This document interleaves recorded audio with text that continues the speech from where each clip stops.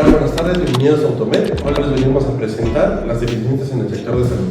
Así es, les vamos a presentar las deficiencias mediante estadísticas y también entrevistas que hemos hecho a algún personal del sector de salud y también a los pacientes, que es de los puntos más importantes, ya que ellos son los que se atienden en estas instituciones públicas.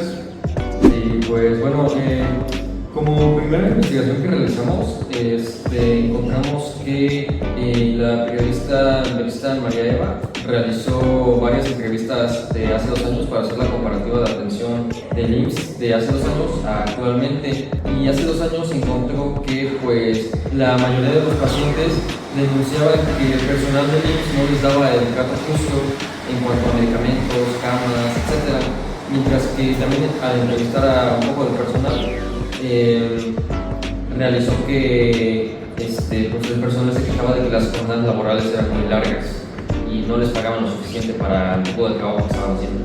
Uno de los trabajos que se ha tenido que llevar a través del gobierno actual de Sheinbaum ha intentado implementar y mejorar estas situaciones, ya que ha intentado mejorar, mejor dicho, la infraestructura, el trato a los pacientes y en cierta parte también el personal médico, ya que, como lo mencionas, es muy poco y los pocos que han sido explotados con horas extras que no se llegan a pagar o simplemente con malos tratos dentro de las instituciones públicas. Según fuentes oficiales del IMSS, como va creciendo la población muy exponencialmente, tenemos evidencia de que el derecho a la salud no lo toman muchas personas, ya sea por falta de recursos, porque viven en la sierra o en dado caso, en este caso algunos IMSS no tienen suficiente personal para atenderlos a todos y algunos vienen desde muy lejos para atenderse y se quedan esperando días, se quedan esperando meses.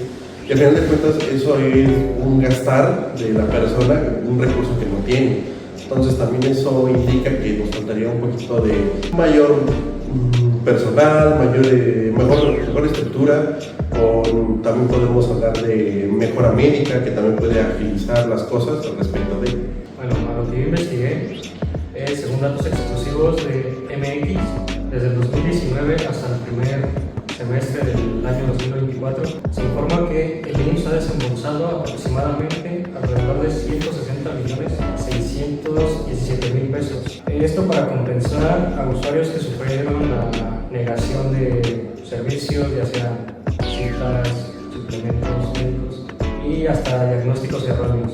Aquí también se incluye lo que viene siendo, como ya lo comenté, la negación de servicios básicos, la falta de insumos críticos en clínicas y hospitales. Y para el año 2020, en medio de la pandemia del COVID-19, esto fue muy crítico, ya que el IMSS tuvo que desembolsar 52 millones de pesos.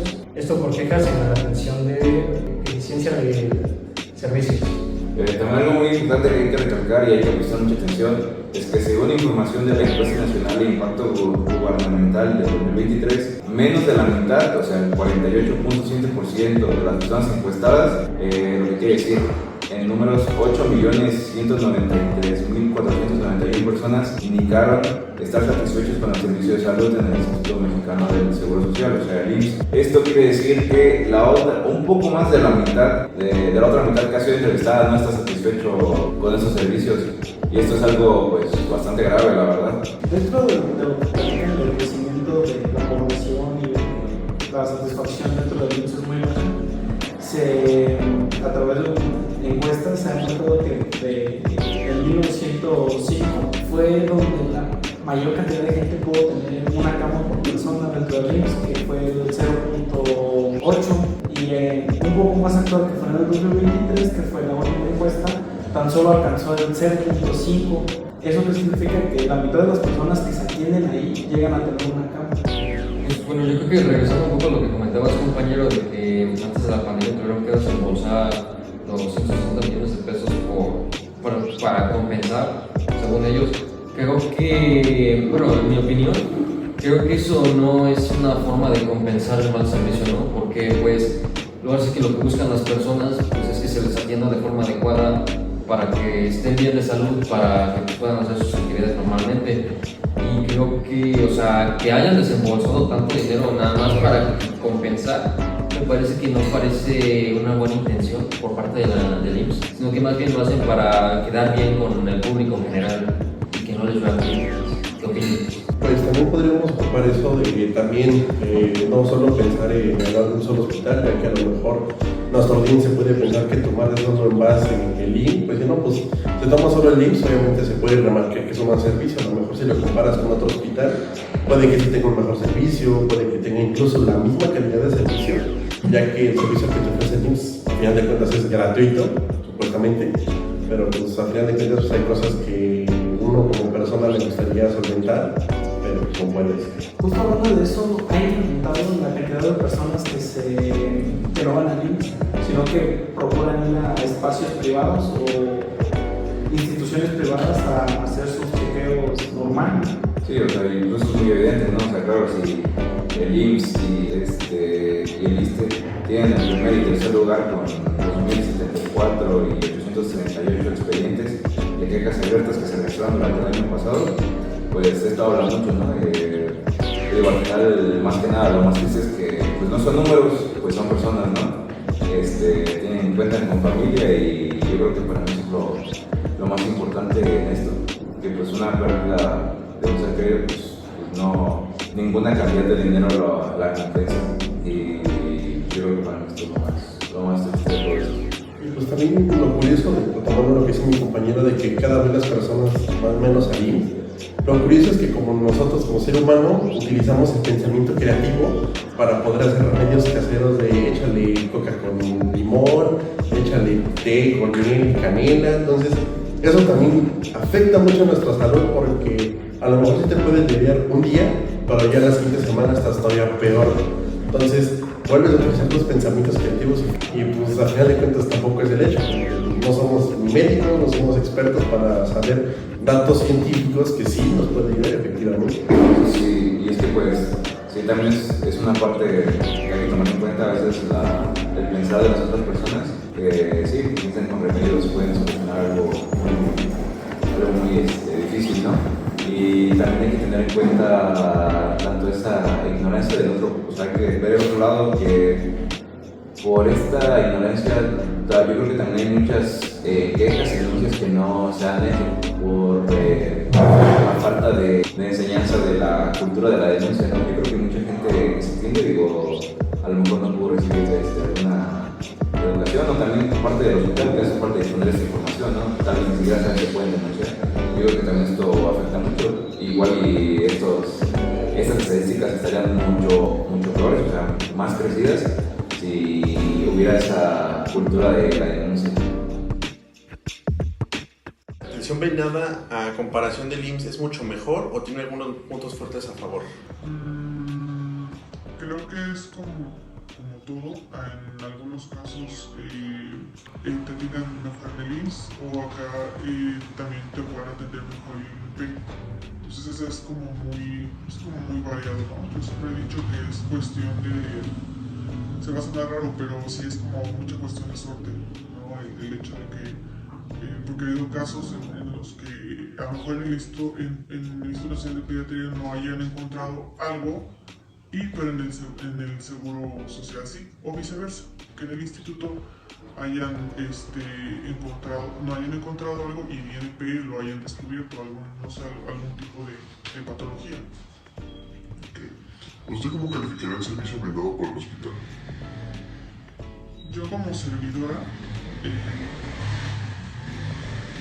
yo creo que la atención es muy buena, o sea, la atención es de 10, a mí de otras circunstancias que, bueno, a lo mejor no nos permitirían llegar a ese 10 de atención, por así decirlo. ¿Cuál diría usted que es el problema principal de la espera tan alargado que se tiene generalmente? Bueno, regularmente es por falta de personal. A veces no contamos con muchos médicos. También podría ser igual en cuestión de personal de enfermería, de rayos X, de los técnicos de laboratorio, y también esto tiene que ver igual con el material con el que contamos, los insumos que tenemos. Quizás en ese momento no haya lo que se necesita, si en un dado caso quisieran, no sé, es un ejemplo, tomar una tomografía, pero desgraciadamente el tomógrafo no sirve, entonces ahí sí ya te trazaría un poquito la atención. Ajá. O a lo mejor hay pocos médicos y hay muchísimos pacientes, entonces ahí tiene que tener mucho que ver por qué el tiempo tardaría, porque es mucho tiempo el espera en cuanto a la atención.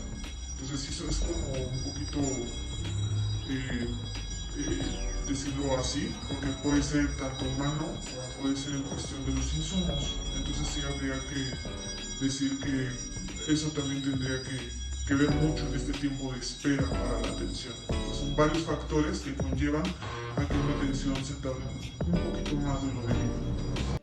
¿Y usted tiene la confianza de hacerles preguntas cuando tiene dudas?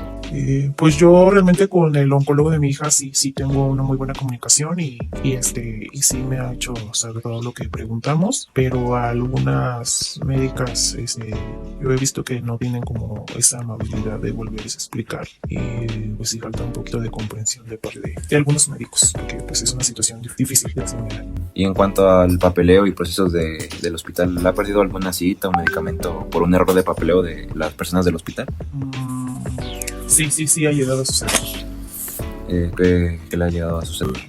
Pues por ejemplo, alguna quimio que no llegó en tiempo y forma, también el lapso de banco de sangre en plaquetas, también pues por traspapeleo ya no se hace el formato como debe ser en tiempo y forma, y pues ya es un día más perdido que puedan recibir nuestros hijos, pues en este caso un concentrado de plaquetas que podría mejorar drásticamente en ese momento la vida de nuestros hijos. ¿Y cuál ha sido el periodo más largo que su hijo se ha quedado sin recibir su tratamiento? El periodo más largo sería, yo creo, alrededor de un mes.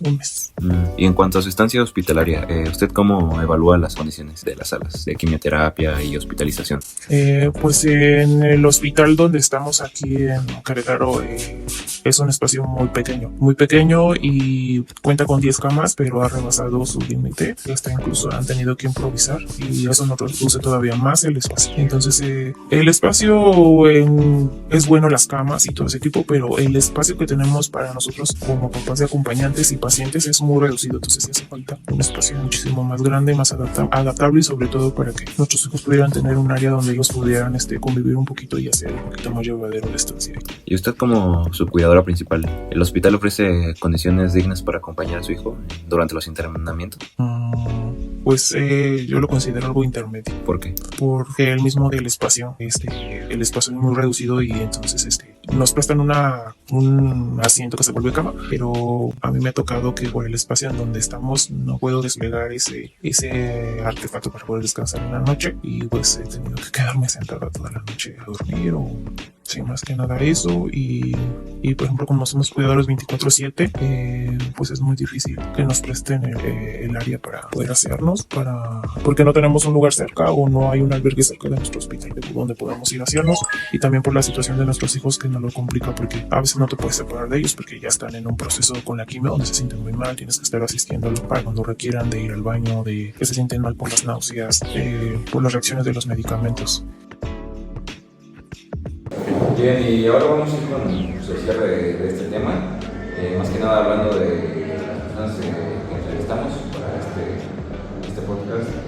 Pues en base a lo que yo entrevisté, para hacer una comparativa hacia el IMSS, la persona que yo entrevisté comenta que las horas excesivas al trabajar suelen afectar no solo psicológicamente al médico, lo suelen también afectar salud. Ya sé que suele haber mucho, ¿cómo se llama? Infección de vías urinarias, o son anímicos porque luego lo comen en todo el día y demás, y es lo que justamente la OSHA trata de promover, de que no sean las horas tan excesivas.